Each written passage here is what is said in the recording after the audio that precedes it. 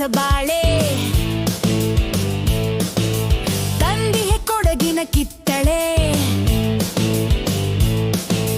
ಬೀದರ ಜಿಲ್ಲೆಯ ಸೀಬೆಯ ಹಣ್ಣು ಬೆಂಗಳೂರಿನ ಸೇಬಿನ ಹಣ್ಣು ಕೊಳ್ಳಿರಿ ಹಿಗ್ಗನು ಹರಿಸುವವು